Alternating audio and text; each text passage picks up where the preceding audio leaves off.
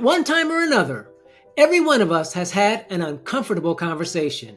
In fact, many of us have these conversations all the time, and they can be very difficult to facilitate.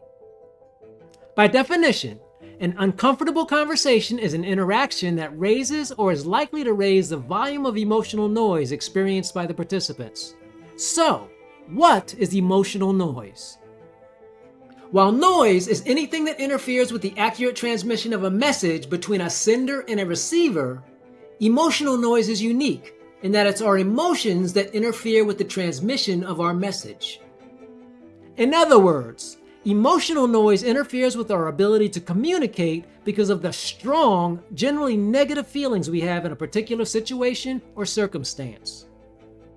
For example, have you ever had a conversation with someone that you absolutely, positively, unequivocally did not like? Of course you have, and it likely impacted your ability to listen, to understand, and to communicate with that person because of your feelings of disdain, dislike, and discord. Likewise, have you ever had a conversation with someone about a topic that made you feel uncomfortable?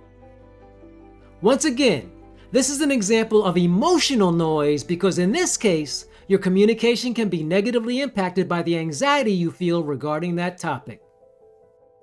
This is a type of emotional noise that makes conversations uncomfortable.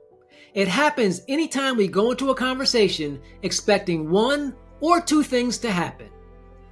First, we expect that we will have to tell our speaking partner something they will not want to hear.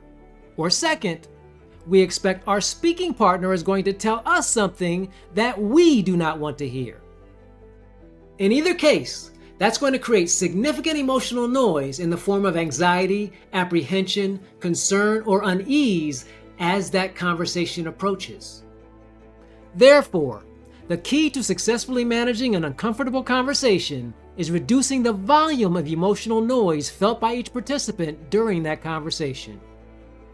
In the weeks to come, I will give you specific tips, tools, and techniques you can use to reduce the volume of emotional noise before and during an uncomfortable conversation.